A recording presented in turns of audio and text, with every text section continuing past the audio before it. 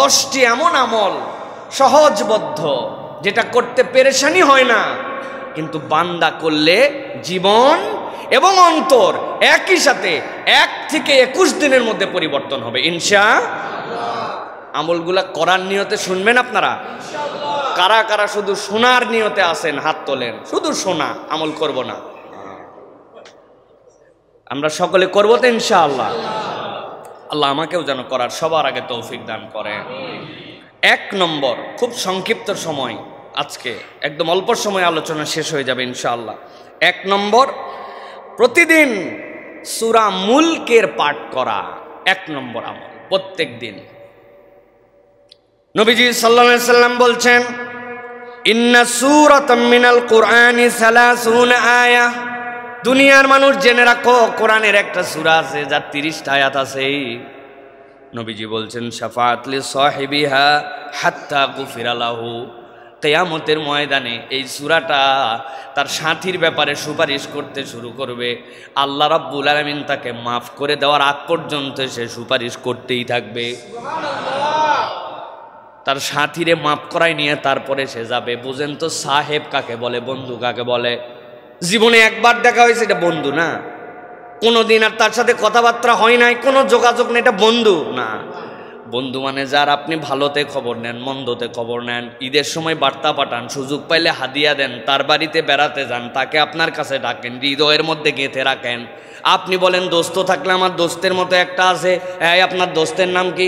সবার আগে যার কথা মনে পড়ে যায়, ঠিক কি না?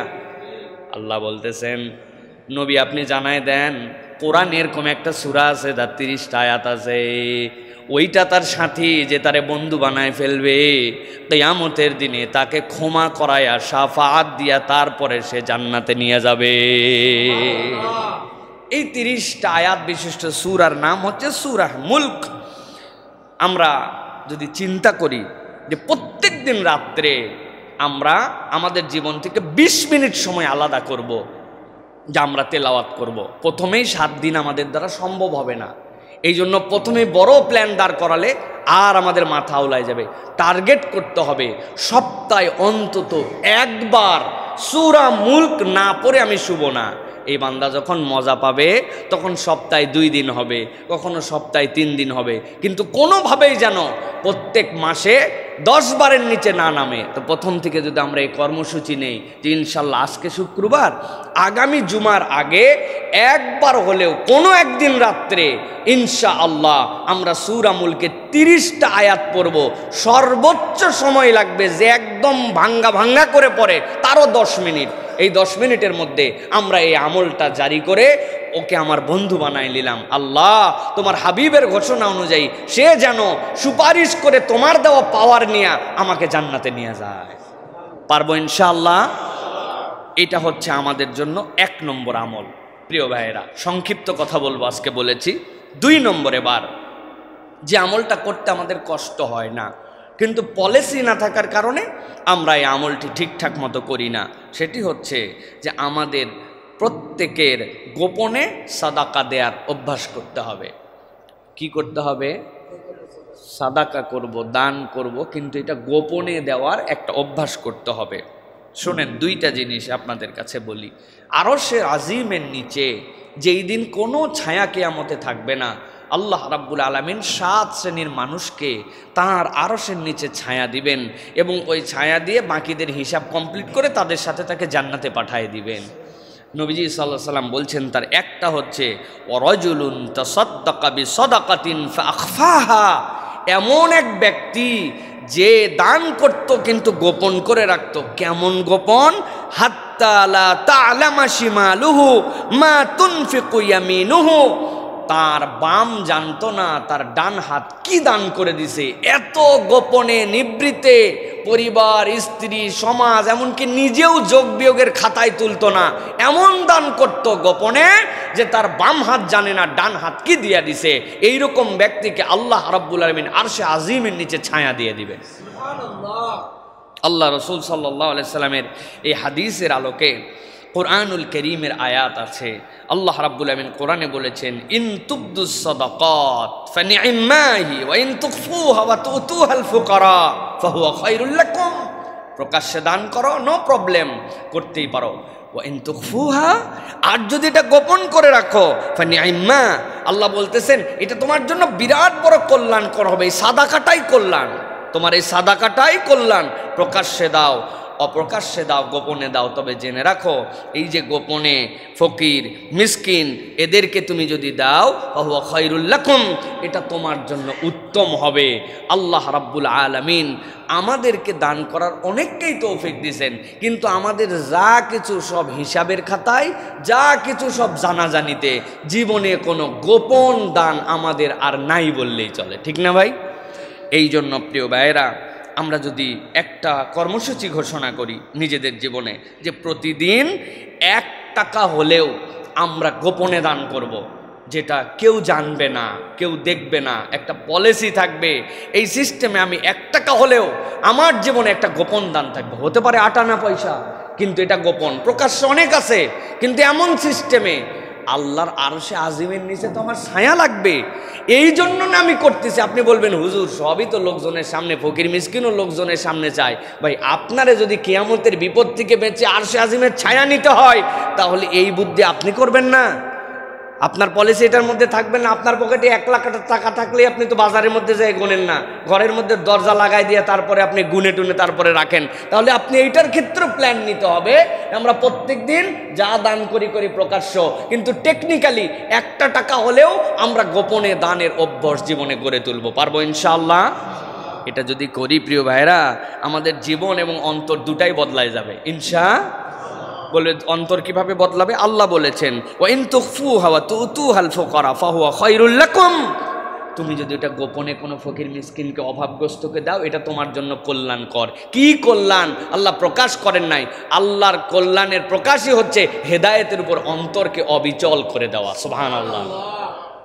তাহলে 2 নম্বর আমল এটা মনে থাকবে ইনশাআল্লাহ। এবার চলেন 3 নম্বর আমলটি হচ্ছে দিনের শুরুতে 100 বার সুবহানাল্লাহি ওয়া বিহামদিহি পড়া।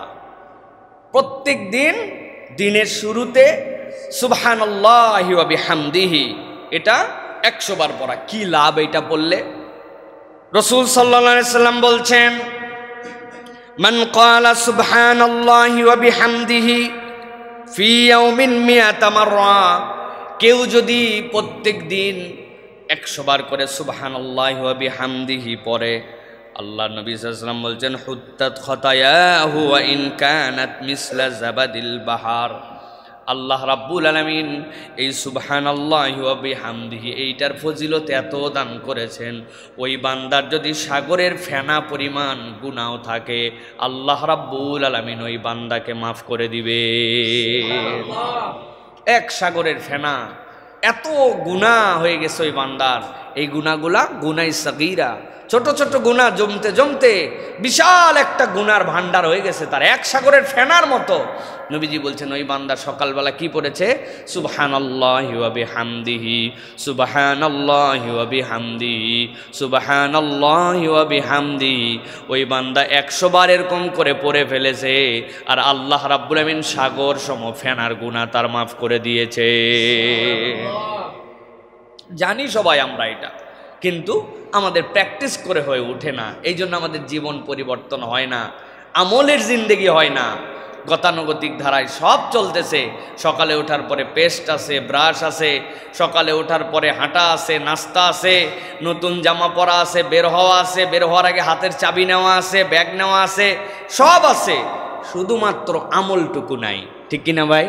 অথচ একটু অভ্যাস করলেই আমরা এইটা করতে পারি। প্রিয় ভাইয়েরা, এটা কেন করতে হবে এটার ব্যাখ্যা করেছেন মুফাসসিররা। সূরা হিজর এর ৯৮ নম্বর আয়াত আল্লাহ বলেছেন ফাসাব্বিহ বিহামদি রাব্বিকা ওয়া কুম মিনাস সাজিদিন। প্রত্যেক নবীর দায়িত্ব ছিল আপনি আল্লাহ রাব্বুল আলামিনের জন্য একনিষ্ঠ হন, সিজদাকারী, এবং আল্লাহর শুকরগুজার, আল্লাহর প্রশংসাকারী বান্দা হন। প্রত্যেক নবীওয়ালার দায়িত্ব ছিল যে তার তাসবির প্রতি নিমগ্ন থাকা। যখন কোনো বান্দা এই সুবহানাল্লাহি ওয়া বিহামদিহি পড়ে, সে নবীওয়ালা একটা আমল করে। তাহলে এই আমলটার অভ্যাস আমাদের জীবনে নিতে হবে। এখন কর্মসূচি কি?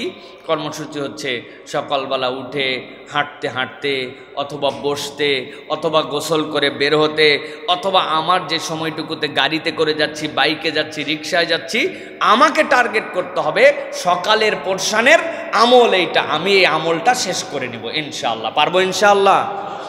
প্ল্যান রাখতে হবে প্রিয়, আল্লাহ আমাদেরকে তৌফিক দান করেন। এবার চলেন 4 নম্বরে। 4 নম্বর হচ্ছে ফজরের পরে সূর্য ওঠা অবধি সস্থানে বসে আল্লাহ রাব্বুল আলামিনের জিকির করা। যতগুলো আমল এখন পর্যন্ত বলেছি, এইটা হুজুর থেকে শুরু করে আমাদের সকলের জন্য এটা কঠিন আমাদের। যদিও আমরা যদি হিসাব করি তাহলে আমরা দেখব আমাদের এইখানে ফজরের জামাত কয়টায়? আজকে কয়টায় ফজরের জামাত হয়েছে? 5টায়। আমরা পড়ছি 4:55-তে দারুসালাম।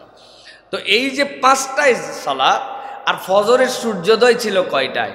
আমরা যদি হিসাব করি মাত্র 30-35 মিনিটের মামলা আমাদের জন্য।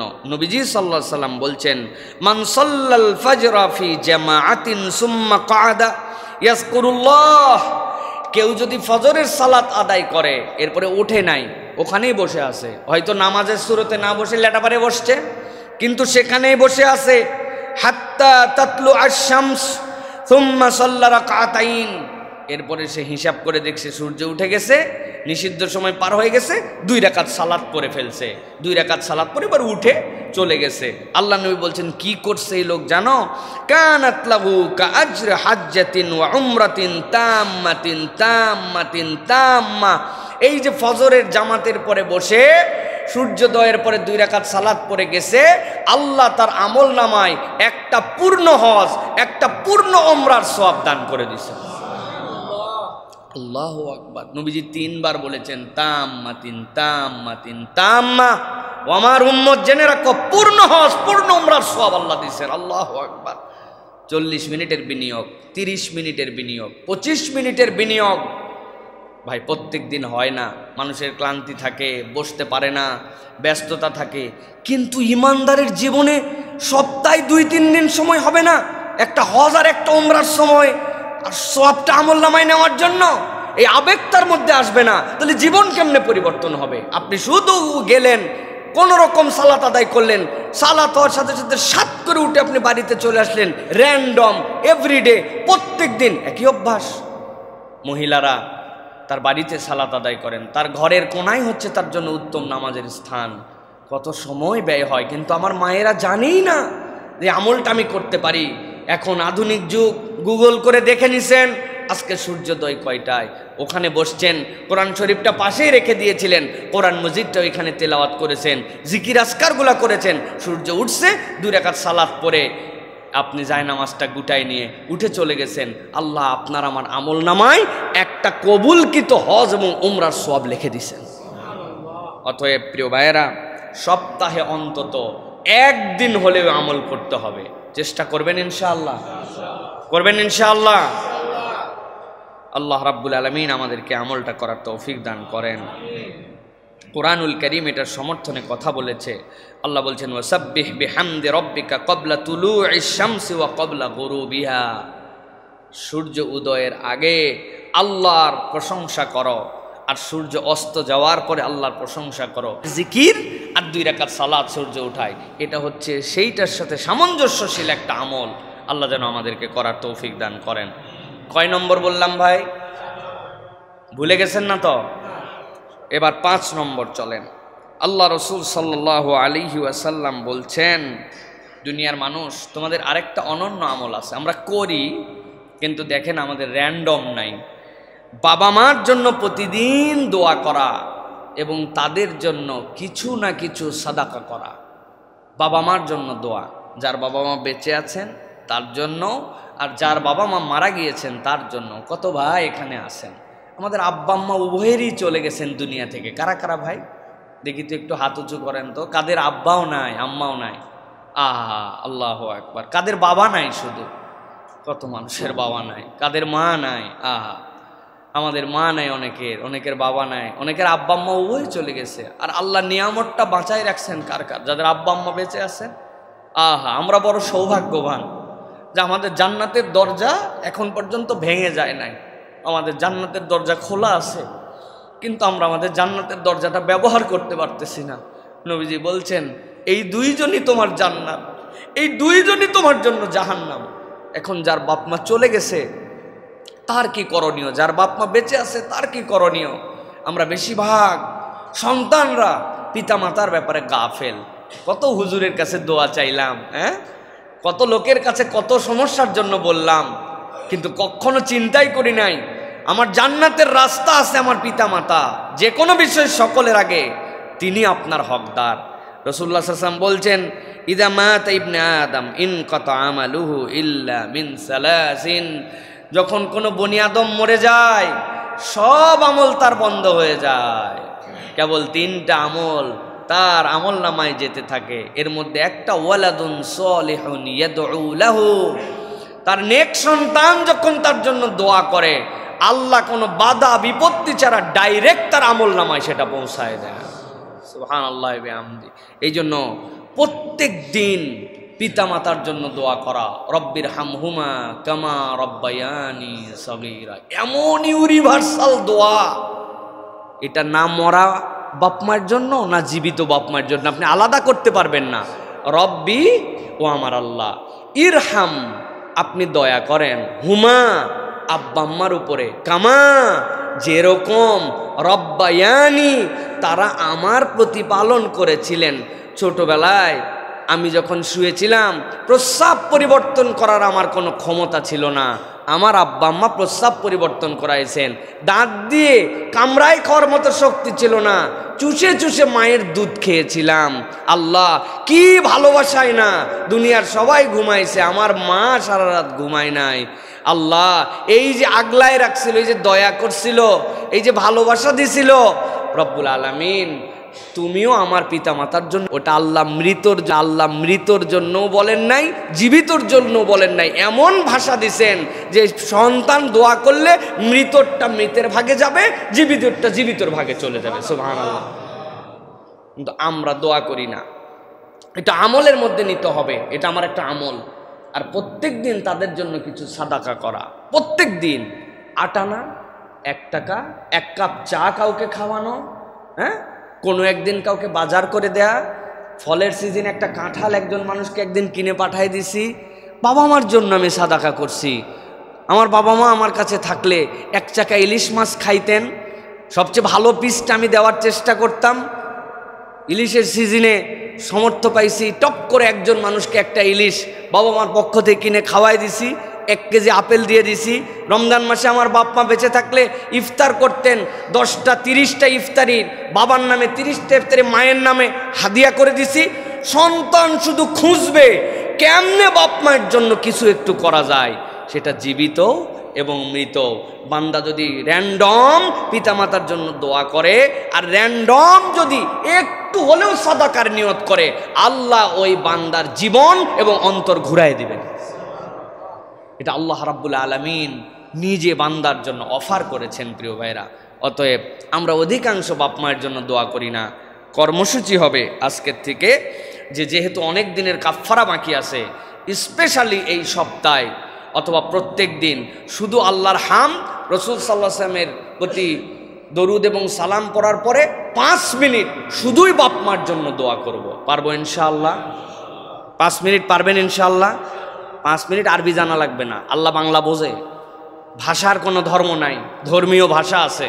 অথবা আল্লাহর কাছে আপনি বাংলায় বলেন, মনে করে করে বলেন, আল্লাহ যখন আমার 1 বছর বয়স ছিল, আমার যদি গু চেঞ্জ না করতো আমার মা, সেই শীত যেই শীতের মধ্যে প্রস্রাব করে দিয়েছিলাম, সবাই শুয়ে গেছিল, আমার মা যদি সারা রাত ওই প্রস্রাবের শোয়ায় রাখতো, আল্লাহ আমার বুকের মধ্যে কফ জমে শেষ হয়ে যেতাম।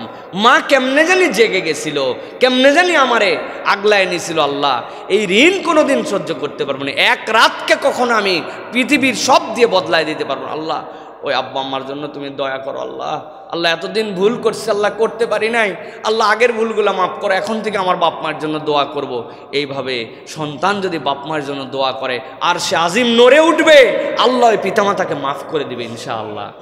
আর রুহানি দোয়া কাকে বলে? রুহানি দোয়া বলে বান্দা যখন কারোর জন্য দোয়া করে ওইটা তার উপরে পৌঁছালে আল্লাহ খুশি হন, আল্লাহর খুশি ওই রুহ থেকে আল্লাহর রহমত আবার তার কাছে নিয়ে আসে, এটাই রুহানি দোয়া। এটা অটোমেটিক আপনি পেয়ে যাবেন প্রিয় ভাইরা। অতএব এই আমলটা আমাদের করতে হবে। এটা কয় নম্বর গেল? 5। এবার চলেন 6 নম্বরে। 6 নম্বরটা হচ্ছে আল্লাহ কোরআনুল কারীমের মধ্যে বলেছেন এবং নবীজি হাদিসের মধ্যেও আসছে, একাকী কাঁদা, অন্তরের গভীর থেকে তওবা। একাকী, এখন তো কথা বললে ইমোশন চলে আসলে, একজন দোয়া করলে বাকিদের ফিলিংস আসলে চোখে পানি আসে, একাকী আল্লাহর জন্য কাঁদা। আল্লাহ রাব্বুল আমিন বলছেন কোরআনুল কারীমের মধ্যে, ইযা যুকিরাল্লাহ ওয়াজিলাত কুলুবুহুম, এমন কতকগুলা মানুষ আছে যে মানুষগুলা আল্লাহর জিকির স্মরণ করে, করার পরে তাদের অন্তর নরম হয়ে যায়। কেমন নরম হয়? আল্লাহ বলছেন তাদের চোখ দিয়ে পানি পড়তে শুরু করে। ওই বান্দা আল্লাহকে দেখে নাই, ওই বান্দা জান্নাত দেখে নাই, জাহান্নাম দেখে নাই। নিজের আমল নামার এমন পাপ আছে যেটার কথা বান্দা ভুলে গেছে, কিন্তু বান্দা এমনভাবে নিজের হৃদয়ে আল্লাহর ভীতিকে জাগ্রত করে নিজের অপরাধগুলাকে আল্লাহর সামনে দাঁড় করাইছে। ঘুমায় আছে তার সন্তান, ঘুমায় আছে তার স্ত্রী, ঘুমায় আছে দুনিয়া, টপ করে উঠছে, ভাবটা এমন যেন প্রস্রাব করার জন্য উঠছে। বাথরুমের লাইট দিলে সন্তান উঠে যেতে পারে, কৌশলে বাথরুমের লাইটটা পর্যন্ত দেয় নাই, চলে গেছে অন্য জায়গায়। অল্প একটু কষ্ট করে অজু করে নিয়ে যায় নামাজটা পেরে দিছে, কেউ জানে না বাড়ির সবাই সবার মতো ঘুমায়। ওই বান্দা যাই নামাজের মধ্যে দাঁড়ায়া রব্বুল আলামিনের কাছে 2 রাকাত সালাত আদায় করে হাত তুলে দিছে। ইমোশন আসে না, চোখের পানি আসে না, সিজদায় চলে গেছে, রব আমার তো চোখে পানি আসে না। অথচ নবীজি সাল্লাল্লাহু আলাইহি ওয়াসাল্লাম বলছেন, ওয়া রাজুলুন যাকারাল্লাহ খালিয়ান ফাফাদাত আইনা, আরশে আজিমের নিচেতে এমন লোক জায়গা পাবে যেই লোক একাকী দাঁড়াইছে আর আল্লাহর জন্য চোখের পানি বিসর্জন করে দিছে। আল্লাহ তার চোখের পানির এমন মূল্যায়ন করছেন, ওই চোখের পানির কারণে আরশে আজিমের নিচে তার জন্য সিট বরাদ্দ করে রাখছেন। আল্লাহ আমি তো সেই তালিকায় আসতে পারি না, আমার অন্তর শক্ত হয়ে গেছে, আল্লাহ আমার চোখে তুমি পানি দিয়ে দাও। তোমার ভীতির কথা আস্তে আস্তে মনে করবে আল্লাহর কাছে। আল্লাহ রব্বুল আমিন ওই বান্দার চোখে 1 ফোঁটা পানি যদি চলে আসে, 1 দিন আসবে না, 2 দিন আসবে না, চোরের মতো করে আল্লাহর সামনে দাঁড়াইছে, কেউ জানি না জানতে পায়। দরজা একটু নড়ে গেছে বাড়ির, নিজের সংকীর্ণ হয়ে গেছে, আমার এই চোখের পানিকে কেউ দেখে ফেললো কিনা, এটা তো কাউকে দেখানোর জন্য আমার তাহাজ্জুদ নয়, কাউকে জানানোর জন্য নয়। আল্লাহর কাছে 1 দিন 2 দিন পড়ার পরে চোখ বন্ধ করে যখন জাহান্নামের বিভীষিকার কথা চিন্তা করবে, নিজের আমল নামা যদি কপাল দিয়ে প্রকাশ পেয়ে যেত, দুনিয়ার মানুষ সালাম দিত না। রে আজকে আমাকে কত সম্মান দেয় মানুষ, আমার বাথরুমের গুনাহ, গোপন গুনাহ, চোখের গুনাহ, মোবাইলের গুনাহ যদি জানাজানি হয়ে যেত, আমার আব্বা পর্যন্ত আমাকে দিকে তাকাতো না লজ্জায়, অথবা বাপের আমল নামায় এমনটা আছে সন্তানকে মুখ দেখাতে পারতো না। আল্লাহ সব তুমি গোপন রাখছো, আল্লাহ তোমার কাছে কিচ্ছু গোপন নাই, তুমি গোপন গুনাহগুলা দয়ামান রব আমাকে গোপনে মাফ করে দাও। 1 দিন 2 দিন করতে করতে বান্দার চোখ দিয়ে যদি পানি আসে, ওই পানিটা বান্দার নাজাতের ওসিলা হয়ে যাবে। এটা একটা আমল, কত রাত জেগে পার হয়ে যায়, কিন্তু কখনো আল্লাহর জন্য চুপচাপ এরকম ডেডিকেশন আমাদের হয় না। ভাই রে, জীবন পরিবর্তন করতে হলে এটা করা লাগবে ভাই, করতে হবে ভাই। এরকম করে চলতে চলতেই জীবন শেষ হয়ে যায়। কার জীবন কিভাবে শেষ হয় আমরা বুঝি না। বাহার ভাইয়ের ঘটনা শুনছেন না আপনারা? আমি তো 1 দিন হলো নিজেকে স্থির রাখতে পারি নাই। আহারে, প্রবাসে যাওয়ার আগে স্ত্রী গর্ভবতী, আসবো আসবো করে করে আসতে পারে না। 1 মাস আগে টিকিট করছে, সন্তানদের জন্য বাজার করছে, জয়েন্ট ফ্যামিলি, ভাইয়ের জন্য বাজার করছে, ভাইয়ের বউয়ের জন্য, আব্বার জন্য, আম্মার জন্য। সন্তানরা সবাই সহ্য করতে পারে নাই, এয়ারপোর্টে চলে গেছে, সকলে মিলে 1 গাড়িতে আনন্দ করে। আব্বা আসতেছে, স্বামী আসতেছে, সন্তান আসতেছে, আমার বড় ভাই আসতেছে। এয়ারপোর্টে সন্তানকে দেখে একটু জড়ায় ধরছে, দিয়ে বলছে এটা তোর গিফট। বলছে মা এখনই খুলবো। বলছে খুলিস না, বাড়িতে যাই, সবাই মিলে দেখে দেখে আনন্দ করে খুলবো। আব্বা এটা তোমার জন্য আনছি, এর মধ্যে আব্বা এখানে তো খুলতে পারলাম না। হাতে করে এইটুকু নিয়ে আসছে, অন্তত চকলেটটা মুখে দাও। কি আনন্দ, কি পরীক্ষা আল্লাহ তাদের উপরে নিয়ে ফেললেন। রওনা দিয়ে গেছে, গাড়ি নেমে গেছে। গাড়ি নামার পরে ড্রাইভার নেমে পালায় চলে গেছে, দরজাগুলো আর খুলতে পারে নাই। ওর মধ্যে থেকে সন্তানকে মা ছাড়ে না, বলছে তুমি বের হও, সন্তান না নিয়ে ছাড়বে না। ভাইয়ের বউকে বলছে তুই বেরো, ও তাকে নিয়ে নামে না। তো মাকে বলছে তুমি নামো, শাশুড়ি ছাড়া নামবে না। আস্তে করে তলায় গেছে গাড়ি। কি মর্মান্তিক, পুরা পরিবার শেষ। যেই লোক আসছে তাদের কাছে কেবল সে বেঁচে আছে। কিভাবে সহ্য করবে? কেমনে এইটা সহ্য করবে? এই যে রাস্তাঘাটের অব্যবস্থাপনা, ড্রাইভারদের এই যে ধরনের আচরণ, এইগুলো সে কিছুই জানতো না। রব্বুল আলামিন তার পুরা পরিবারের উপর একটা পরীক্ষা নিয়ে ফেললেন। প্রিয় ভাইয়েরা, এই জন্য আমাদের অনেক দিকের শিক্ষা এর মধ্যে আছে। জীবন এই মুহূর্তেই শেষ হয়ে যেতে পারে। তিনটা ক্ষেত্রে আমি সবসময় বলি, তিনটা পরিবহন ডেঞ্জারাস। একটা পিকনিকের জন্য পরিবহন, ডেঞ্জারাস পরিবহন।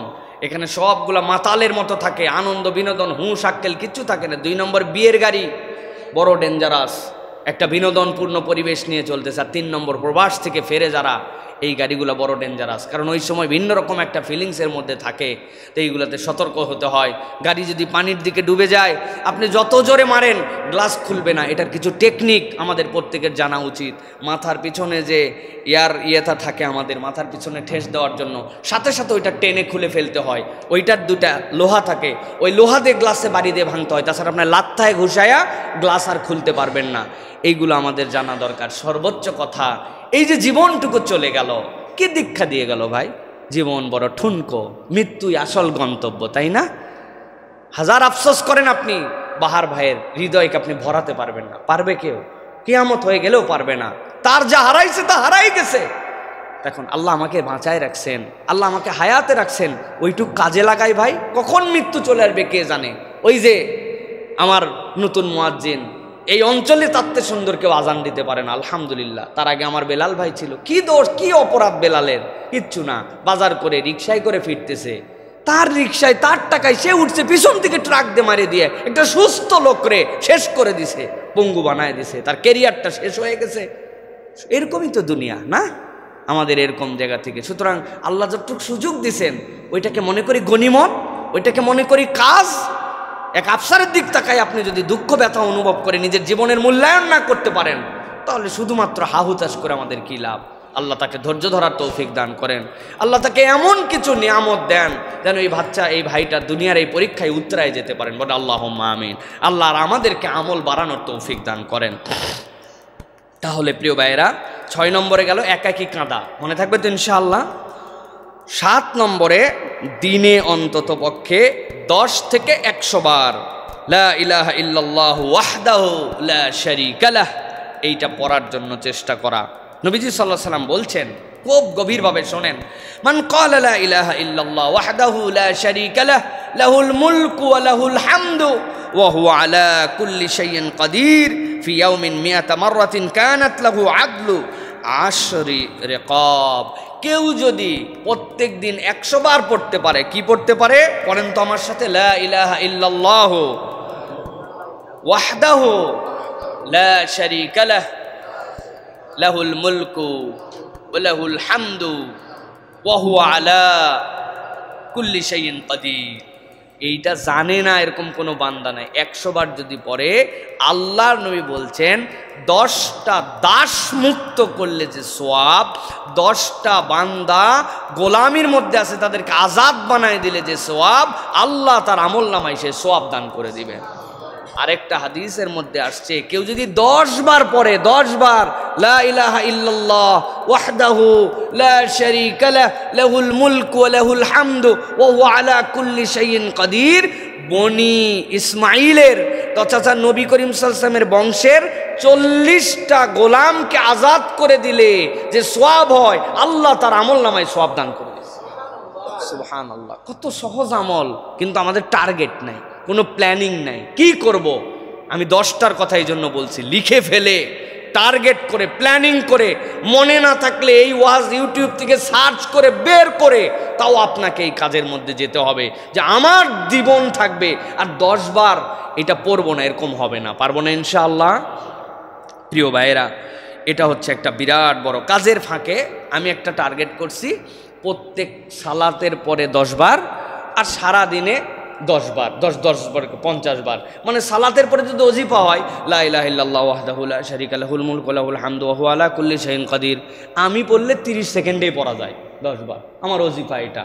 তাহলে 5 সালাতের পরে 50 বার আর বাকি 50 বার, আর যদি কিছু না পারি অন্তত 10 বার যে কোনো একটা সালাতের পরে হলেও, কিন্তু আমার প্রত্যেক দিন এটা মিস যাবে না। এই আমল আল্লাহ রাব্বুল আমিনের পক্ষ থেকে আমাদের জন্য রহমত নিয়ে আসবে ইনশাআল্লাহ।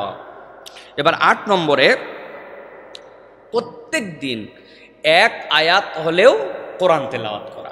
ভালো করে বুঝেন, প্রত্যেক দিন 1 আয়াত হলেও কোরআন তেলাওয়াত করে। হুজুর সূরা ফাতিহা ছাড়া কি নামাজ হয়?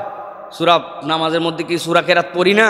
না, সালাতের মধ্যে যা পড়েন তেলাওয়াত করা ফরজ, তাহলে ওইটা আপনার সালাত বাস্তবায়ন করার জন্য পড়েন না, কিন্তু এই তেলাওয়াতটা হবে তেলাওয়াতের নিয়তে 1 আয়াত হলেও পড়া। আল্লাহ রাব্বুল আলামিন কোরআনুল কারীমের মধ্যে বলেছেন, সূরা বনী ইসরাঈলের 9 নম্বর আয়াতের মধ্যে কেন কোরআন পড়তে হবে, ইন্না হাযাল কুরআনা ইয়াহদি লিল্লাতী হিয়া আকওয়াম। মানুষ যদি হেদায়েতের উপর অটল অবিচল থাকতে চায়, এই কোরআনের কোনো বিকল্প নাই। নবীজি সাল্লাল্লাহু আলাইহি ওয়াসাল্লাম বলছেন, ইকরাউল কোরআন ফাইন্নাহু ইয়াতি ইয়াউমাল কিয়ামাতি শাফিআন লিআসহাবিহি। ও বান্দা, কোরআন পড়ো, কোরআন পড়ো। হয়তো কোরআনের অর্থ জানো না, যা পড়ো 100% বুঝো না, তুমি বুঝলে তো অনেক ভালো, কিন্তু না বুঝলেও কোরআন পড়ে লাভ আছে, কোরআন পড়লে কোনো লস নাই। আল্লাহ নবী বলছেন যে কোরআন পড়ে, কোরআন তেলাওয়াত করে, ওই কোরআনুল কারীম কিয়ামতের দিনে এই পড়ার বিনিময়ে তার জন্য সুপারিশকারী হিসেবে দাঁড়ায় যাবে। একটা আয়াত হলেও। কর্মসূচি কি? কর্মসূচি হচ্ছে মোবাইলে প্রত্যেকের কোরআনের অ্যাপস নামাতে হবে। প্রত্যেকের ফোনে, যারা অ্যান্ড্রয়েড ফোন ইউজ করেন প্রত্যেকের ফোনে, যেহেতু আমরা ফোনবাজ, এখন ফোন ইউজার না ফোনবাজ, কি বলছি? ফোনবাজ আমরা। এই জন্য প্রত্যেকের ফোনে, কার কার মোবাইলে এখনো কোরআনের অনুবাদ এবং কোরআনের মাসহাফ নাই, হাত উঁচু করেন। কার কার নাই কোরআনে? সবার চেক করবো কিন্তু নামাজের পরে একবারে দাঁড় করায়, পিছায় বয়ে গেছে সবাই। একবার যদি নিজে না পারেন অন্যের কাছ থেকে আজকে দেখে নেবেন, গুগল প্লে স্টোর থেকে, অ্যাপেল স্টোর থেকে কিভাবে ফ্রি কোরআন নামাতে হয়, যেটা আপনি পড়তে পারেন। কত কিছু গেম নামান, নামান, আপনার মোবাইলে জুয়ার অ্যাপস পর্যন্ত খুঁজলে পাওয়া যাবে। হ্যাঁ, আন্দাজে।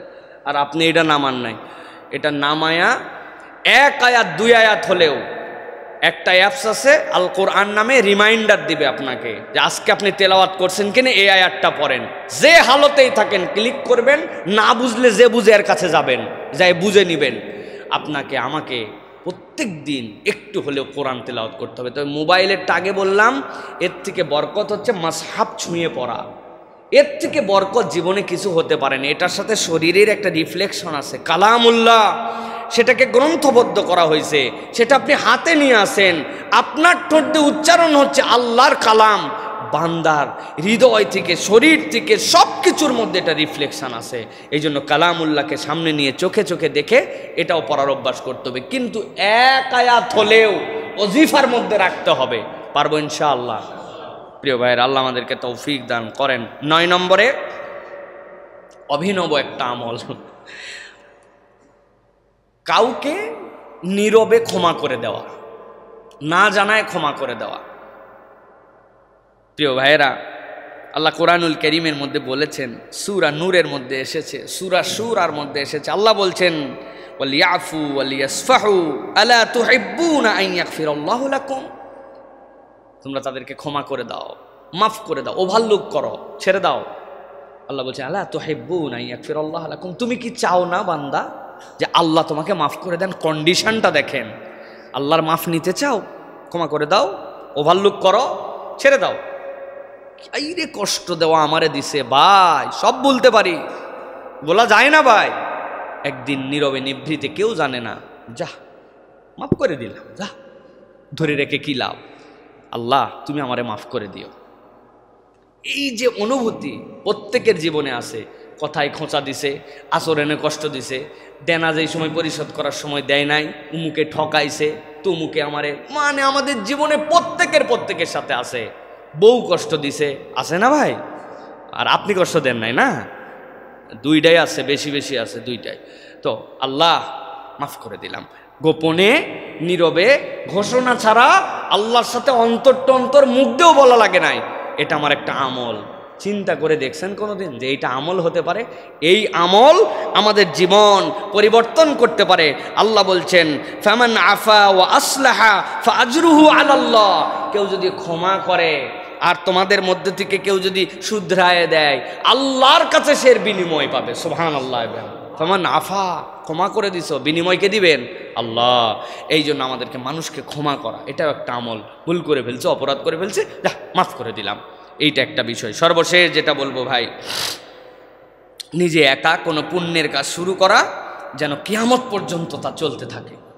আমি এমন একটা কাজ শুরু করছি, এমন একটা কাজের উদ্যোগ নিয়েছি, এমন একটা কাজ আমি ভালোভাবে প্র্যাকটিস করা শুরু করছি, আমার টার্গেট কিয়ামত পর্যন্ত। ভাই জীবন তো শেষ হয়ে যাবে, কিন্তু আমি কি রেখে গেলাম?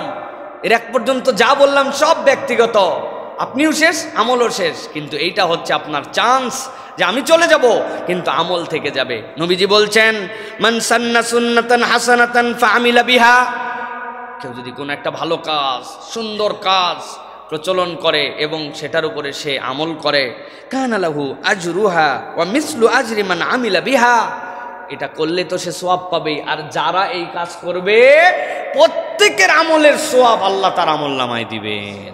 আদ-দাল্লু আলাল খাইরি কাফাইলিহি, নবীজি সাল্লাল্লাহু আলাইহি ওয়াসাল্লাম বলছেন লা ইয়ানকুসু মিন উজুরিহিম শাইয়া, কিন্তু তুমি মনে করো না অমুকে এই কাজ করছে, অনুসরণ করে আমি করতেছি, তাইলে মনে হয় আমার আমল কমে যাচ্ছে। না, আল্লাহ তাকেও দিবেন, তাকেও দিবেন।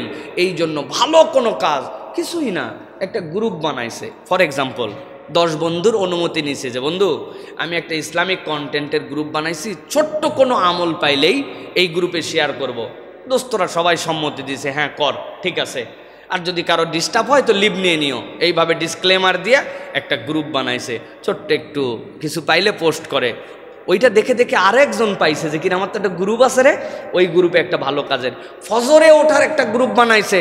দোস্ত কত কিছু হয়, তুই থাকিস সাভার, তুই থাকিস নোয়াখালী, আমি থাকি বগুড়া, তুমি থাকো নওগাঁ, ঠিক আছে, আমাদের একটা ফজর ওঠার একটা গ্রুপ আছে। হ্যাঁ, আমরা ফজরে উঠলে এখানে রিমাইন্ডার দিব, না হলে আমরা কিন্তু একজন একজনকে 3 জন হতে পারে। আপনি গ্রুপ বানাইছেন একটা, এটা নেটের, আমরা নেটিজেন মানুষ, এই জন্য নেটের আইডিয়াগুলো বলতেছি। এছাড়াও প্রিয় ভাইরা, আপনারটাকে একটা মক্তব চলে, আপনি একটা মক্তব চলান, ভারী 3-4 হাজার টাকা লাগে, কারো জানার দরকার নাই যে আমি এই মক্তবে বাচ্চা কাচ্চা যেন পড়ে। আমার গ্রামের দিকে একটু তাকাইছি, নানা বাড়ির দিকে, শ্বশুর বাড়ির দিকে, বা একটা মক্তব, এই 2টা মানুষকে কোরআন মজিদ শেখানোর জন্য একটু চেষ্টা করি। প্রত্যেক দিন আসরের পর আমি এখানে বসে যাই, একটা সূরা মস্ক হবে, লেখায় আছে 5 মিনিটের বেশি তালিম হবে না, 5 মিনিট ছোট্ট একটা সূরা। আপনি দাঁড়ায় গেছেন, আপনি আলেম মানুষ, হুজুর মানুষ, আশপাশে ছাত্র মানুষ, আপনি দাঁড়ায় প্রত্যেকদিন কুল হুয়াল্লাহু আহাদ, বসলো একজন, না বসলে না বসুক, আপনি আপনারটুকু শুরু করেন। আমি মালয়েশিয়ায় গেছি, বিশাল এক মসজিদ, যাইয়ে দেখি মানে মসজিদে লোক ধরবে 20,000, কিন্তু লোক আছে 20 জন। বক্তা যিনি, উনি কোনো সার নাই, উনার ডিউটি ওইটুকু, মাগরিবের পর 15 মিনিট কথা বলা, কেউ না শুনলে নিজে শুনবো, তাও এটা চলমান। আমি দেখে অবাক হয়ে গেলাম, ফায়দা আল্লাহ রাব্বুল আমিন দিয়ে দেন সেই জায়গাতে, কারণ সে তো আল্লাহর সন্তুষ্টির জন্য এটা চালু করছে যে 15 মিনিট আমি প্রত্যেকদিন একটা আমলের কথা আলোচনা করব।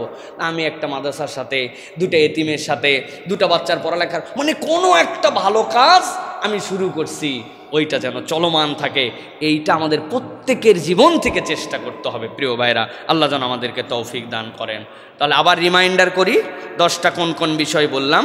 1 নম্বর বলেছি প্রতিদিন সূরা মুলক তেলাওয়াত করা। যারা পারবেন লিখে দিবেন, যারা পারবেন লিখে রাখবেন প্রিয় ভাইরা। 2 নম্বর গোপনে সাদাকাহ দেয়া। 3 নম্বর দিনের শুরুতে 100 বার সুবহানাল্লাহি বিহামদিহি পড়া। 4 নম্বর বলেছি আপনাদের জন্য প্রিয় ভাইরা, ফজরের পর সূর্যোদয় অবধি বসে 2 রাকাত সালাত আদায় করে হজ উমরার পূর্ণ সওয়াব নেওয়া। 5 নম্বর বাবা মার জন্য প্রত্যেক দিন দোয়া, কিছু না কিছু সাদাকা করার চেষ্টা করা। 6 নম্বর একাকী আল্লাহর জন্য ক্রন্দন করা।